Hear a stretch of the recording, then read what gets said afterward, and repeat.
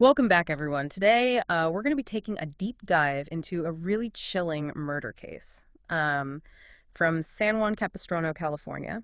And we're basing this deep dive on an episode of the true crime podcast, Anatomy of Murder. Interesting. It's a story about the Sachs family. Mm-hmm. They were successful entrepreneurs, kind of living the American dream, Yeah. until it all kind of came to a crashing halt one very violent night. I see. And what makes this case so interesting is even though it's solved, Right. officially, the motive is still a mystery. Yeah. We know who did it, but the why continues to puzzle people. Yeah, absolutely. So- So to kind of set the stage, let's talk a little bit about the Sachs family. We've got Andra and Brad Saxs. They were quite the entrepreneurial power couple. Okay. Involved in everything from real estate to computer companies to even a wine bar. Yeah. But their biggest venture was this company called Flashcom. Okay. He launched that in 1998. That was an interesting time in the tech world. Yeah. The dot-com boom was in full swing, Actually, and I imagine they made a fortune. yeah, they did very, very well for themselves. But unfortunately, like many success stories of that era, the bubble eventually burst, and Flashcom went bankrupt. Right. And unfortunately, their financial struggles coincided with a really devastating personal tragedy. Their youngest daughter actually drowned in their swimming pool, Oh, wow. and that obviously put an immense strain on their marriage. I can only imagine. They actually ended up divorcing in the early 2000s, and this led to some really bitter custody battles and fights over the remaining businesses, Okay. especially Flashcom. So they were still pretty well off, though, I imagine. They were, yeah.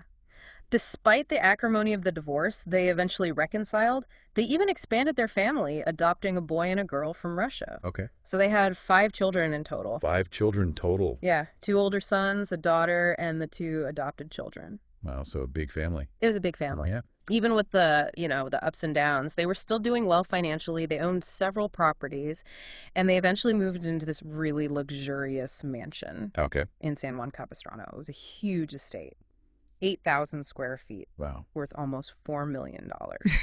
Okay. So really living the high life, you Yeah. know? Yeah. It's set in the scene. Yeah. And I bet that setting makes the events of February 8th, 2014 Right. all the more shocking. Yeah.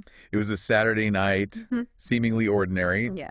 The 2 oldest sons, Ashton and Miles, were away at college in Seattle. Mm-hmm. Andra and Brad were at home with their 3 youngest children. Right. They had dinner, watched TV, went to bed. Mm-hmm. And then in the middle of the night, a terrifying 911 call shattered the peace. It was actually one of the Sachs daughters who made that call. Oh, wow. She had woken up to the sound of gunshots. Oh, my goodness. And then she discovered her 8-year-old brother lying in the hallway. He'd been shot in the torso. Oh, gosh. He was critically injured, but alive. Oh, that's a relief. Yeah.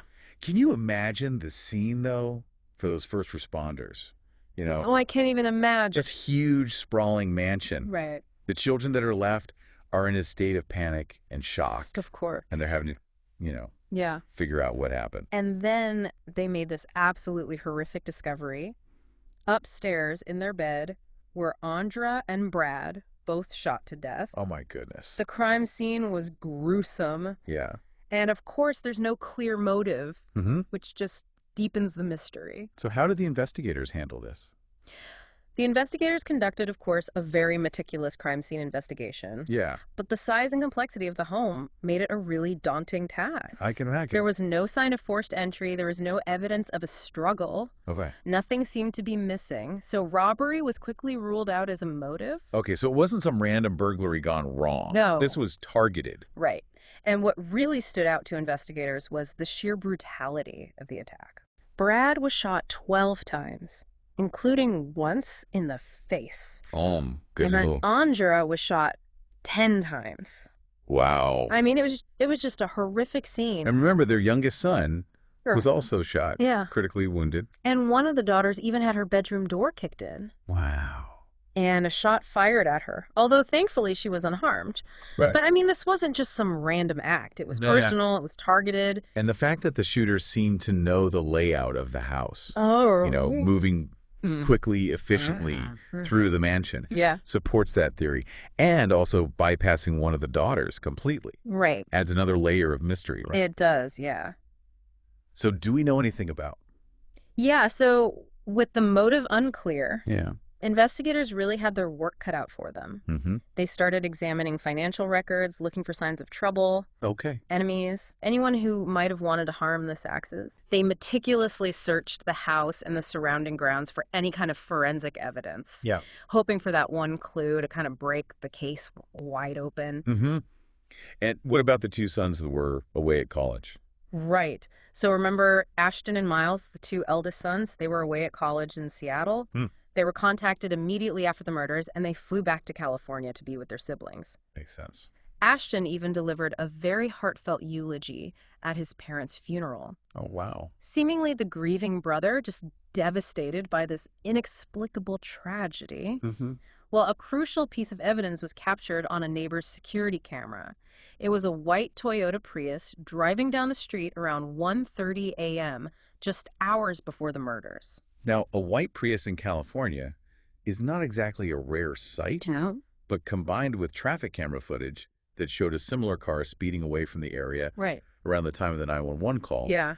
that's what caught the investigators' attention. Right. It was a lead, even if it was a slim one, Hmm. in a case that really desperately needed some direction. So where did they go from there? So, as investigators dug deeper, they discovered that the Saxes were involved in several lawsuits right. stemming from their various business dealings. Okay.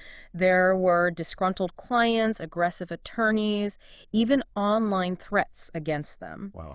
It seemed like almost anyone could be a suspect at that point. Yeah. Following the money, right, Yeah, often leads to, you know, it does. a whole web of potential motives. to Absolutely, go and into. grudges.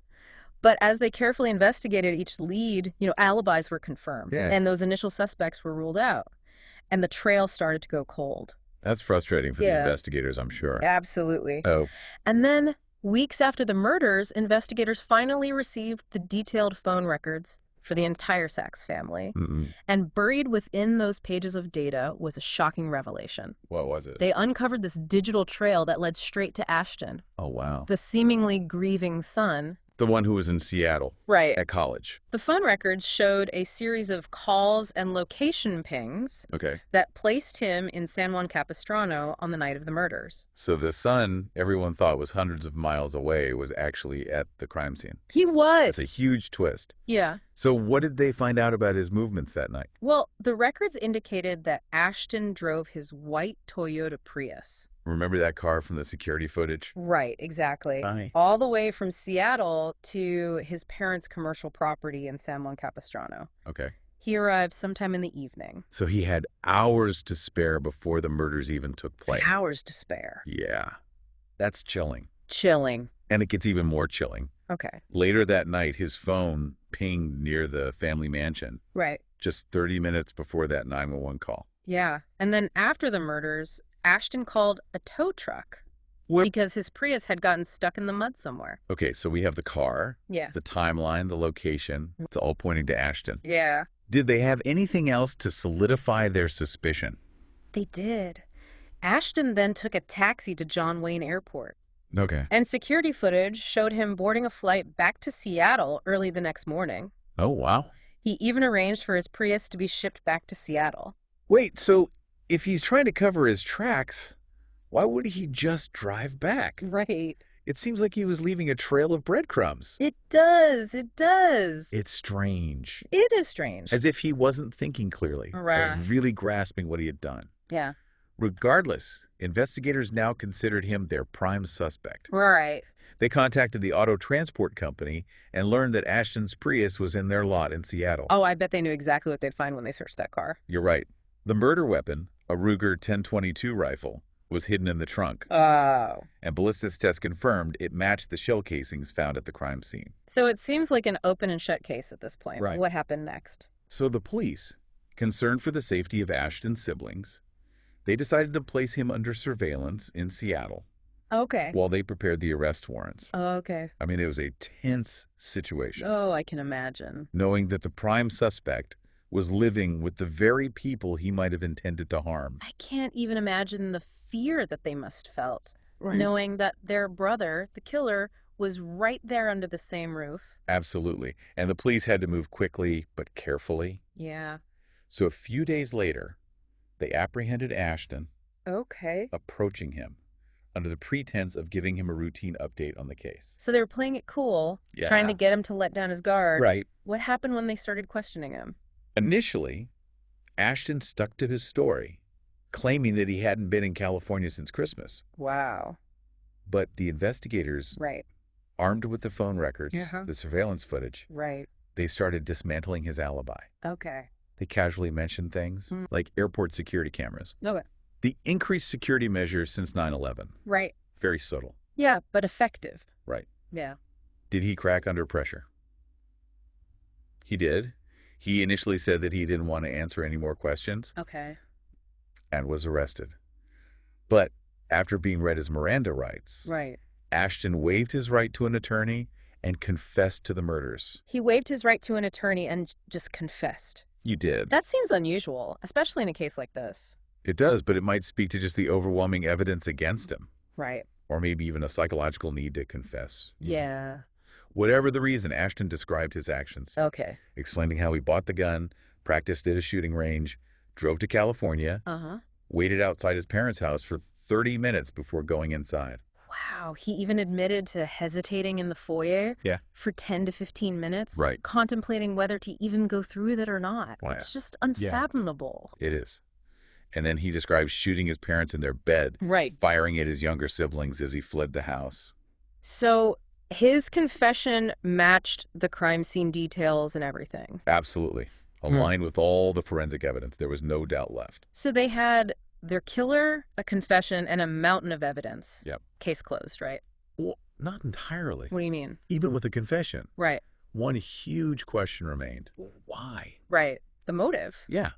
Why would a seemingly typical 19-year-old with no criminal history commit such a horrific act Right. against his own family? Right. It's a question that continued to haunt investigators, the surviving family members, and the community. So they couldn't figure out a motive, even with all the evidence. Nope. Didn't Ashton give any explanation during his confession? He did, but it was vague and frustratingly unclear. Okay. When asked why, he would break down crying, Uh-huh. saying things like, "I don't know," or mumbling about a lot of problems. Mhm. He never gave a concrete reason for killing his parents or trying to kill his siblings. So it's almost as if he couldn't grasp the depths of his own rage. Exactly. Well, even what led him to such a horrific act. Yeah. And that makes understanding this case even more challenging, right? Absolutely. So was it mental illness? All right.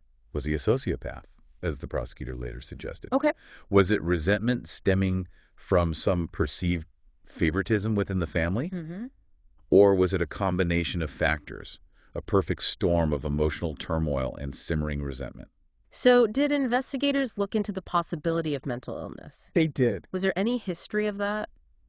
They couldn't find any evidence of a pre-existing mental health condition. Okay.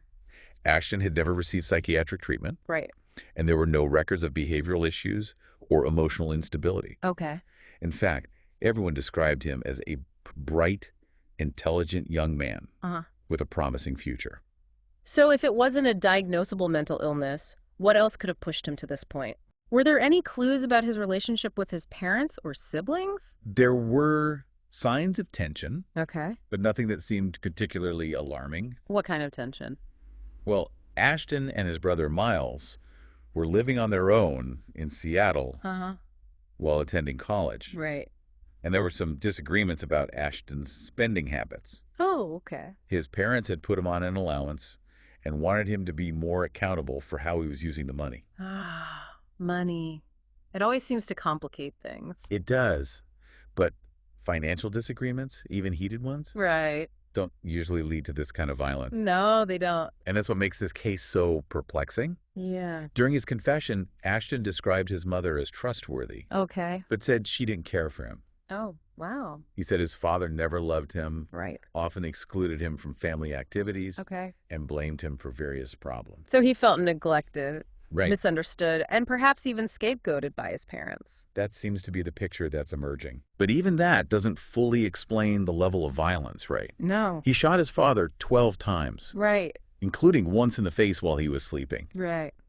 That goes beyond money or feeling unloved. Right. It suggests this deep-seated rage Mm-hmm. and a desire to inflict pain. It's chilling. what was going on in his mind. If Yeah. those feelings of resentment and anger were building for so long, why did he snap at that particular moment? Was there a specific trigger? That's the million-dollar question. Yeah, And unfortunately, we may never know the answer. right. Ashton never revealed a specific trigger, Okay. leaving investigators to speculate about what might have pushed him over the edge. So even with the confession, a piece of the puzzle was still missing. Yeah. What happened next? Okay. How did the case proceed legally? Well, initially, Ashton pled not guilty. Okay. He was represented by private counsel, Okay. funded by his family, who were understandably struggling to reconcile the son they knew with the horrific acts he'd committed. It's difficult to imagine the pain and confusion his siblings must have been going through. Right. To have their world shattered, their parents murdered, Yeah. and then discover that their own brother was responsible. It's devastating. Yeah. And this sense of disbelief and denial extended to a close family friend as well, Oh, wow. who also strongly defended Ashton, refusing to believe he was capable of such violence. Wow. But as the case progressed, the evidence became overwhelming. Of The course. grand jury indictment was released, Right. revealing the full scope of the case against Ashton, including his confession and the forensic evidence. So that's when the truth hit home Right. for his family and their friend. It seems that way. They finally had to accept what Ashton had done. They did. What happened next? The funding for his private counsel dried up, Okay. and Ashton was assigned a public defender. Okay. However, he quickly fired the public defender Oh, wow. and decided to represent himself. Representing himself in a murder trial. That's a bold and perhaps not very wise move. You could say that. Yeah. But then during a court hearing, Mm-hmm. Ashton abruptly changed course Okay. and declared he wanted to plead guilty to all charges. What prompted that sudden change of heart? It's unclear. Yeah. Perhaps he finally realized he couldn't fight the charges against him, Okay. or maybe it was a delayed attempt to take responsibility for his actions. Yeah. Whatever the reason, his guilty plea set the stage for sentencing. Okay. So, and during the sentencing, Yeah. were his siblings given the opportunity to speak to the court? Yeah, so in California, Okay. victims are allowed to address the court during sentencing. Right. In this case, one of Brad's sisters spoke, Okay. but none of the other family members did. I can't imagine what they must have wanted to say to the brother who inflicted so much pain and loss on their family. Yeah, facing the person who murdered your parents, Right. almost killed your brother and shot at your sister, Yeah. especially when that person is your own brother. It's an unbearable burden. It's a situation that really defies comprehension. It does. You know, you're dealing with the loss of your parents, Right. the trauma of the attack, and then the realization that the person responsible is your own brother. Yeah. Someone you grew up with, Mhm. shared memories with, loved. Yeah, The level of betrayal is just unimaginable. absolutely. And in this case, Yeah. the siblings chose to focus on healing Okay. and supporting each other Okay. rather than confronting Ashton in the courtroom. Right. They had already lost so much. Yeah. They were determined to rebuild their lives Mm-hmm. and honor their parents' memory by staying united. That's incredible strength in the face of such a tragedy. It is. So what was Ashton's sentence? Ashton, facing multiple counts of murder and attempted murder, Right. was sentenced to life in prison without the possibility of parole. Okay. He received separate sentences for each count, Okay. ensuring that each crime was accounted for. And minimizing the possibility of a successful appeal in the future. Right. The judge carefully explained each charge, Yeah. emphasizing the gravity of Ashton's actions Mhm. and the impact on his family and the community. Life in prison without the possibility of parole. Yeah. It's a harsh sentence, but one that reflects the severity of his crimes. Yeah, absolutely. Even with the legal proceedings concluded, Right. the central question still remains, why? Yeah. What drove Ashton to commit such a horrific act? Right. It's a question that continues to haunt those involved in the case. It's a case that defies easy answers. Yeah. We have the who, the what, and the how. Right. But the why remains elusive. Yeah. It highlights the complexity of human behavior, Mm-hmm. the dark currents that can flow beneath the surface of seemingly normal lives. It's a sobering thought, isn't it? It is. That someone we perceive as ordinary can be capable of such extreme acts of violence. Yeah. And in this case, it's not just the violence itself, but the lack of a clear, understandable motive. That makes it so disturbing. Yeah, it makes you question everything you thought you knew about people you know, about family, about the world in general. Like, Yeah. you think you have things figured out, and then something like this happens, and it just throws everything into question. Absolutely. And the fact that there's no, like, easy explanation, Yeah. no clear-cut motive Right. makes it even more unsettling, you know. Yeah, it really It does. forces us to confront the reality that sometimes even the people closest to us Right. can be capable of things we never thought possible. What about Ashton's siblings? Yeah. How have they coped with this horrific tragedy and the fact that their own brother was responsible? Um, they've shown incredible strength and resilience. Mm-hmm. They've chosen to focus on healing, supporting each other, drawing strength from their bond as a family, Yeah. and they're determined to honor their parents' memory by living meaningful lives and moving forward together. That's really inspiring. Have Like, they shared anything about their experiences publicly? one of the most remarkable stories is that of the youngest brother, the Yeah. one who was shot and paralyzed during the attack. Right. He's become a successful wheelchair tennis player, Wow. even representing the United States in international competitions. That's incredible. His story is a testament to the human spirit's ability to overcome even the most unimaginable adversity. Yeah, it really is.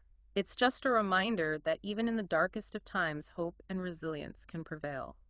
This case, with all its complexities and unanswered questions, Sure. really leaves us with a lot to think about. It does. It's a stark reminder that the human psyche is a vast and often uncharted territory. Yeah. We may never fully understand what drives individuals to commit such horrific acts, but it's crucial that we keep asking questions, Right. exploring the depths of human behavior and seeking understanding, Yeah. even when faced with the inexplicable. You know, as we've been discussing this case, Yeah. I keep thinking about how, our focus often goes straight to the who and the what of these types of crimes. Right. But the why, the underlying motives, Yeah. the psychological and societal factors, that's equally important, if Mhm. not more so. Absolutely. And if we truly want to prevent tragedies like this from happening, we Right. need to delve deeper into those root causes. This case really underscores the critical need for Yeah. increased awareness of mental health issues, Mhm. open communication within families, Right. supportive communities where individuals feel connected and valued. Absolutely. Preventing violence requires a multifaceted approach Yeah. that addresses not just the symptoms but the underlying causes. Well, as we wrap up our deep dive into the San Juan Capistrano murders, I have a final thought for our listeners to ponder. If you were an investigator on this case, what additional avenues would you explore to try and understand the motive behind this horrific crime? What questions would you ask? What pieces of evidence would you scrutinize? It's a case that continues to resonate, raising more questions than answers. And while we may never fully unravel the mystery behind Ashton Sax's actions, the exploration itself is a reminder of the enduring power of human curiosity and our persistent search for meaning, even in the face of the incomprehensible. Well said. Thanks for joining us for this deep dive. It was great to be here. We'll see you next time.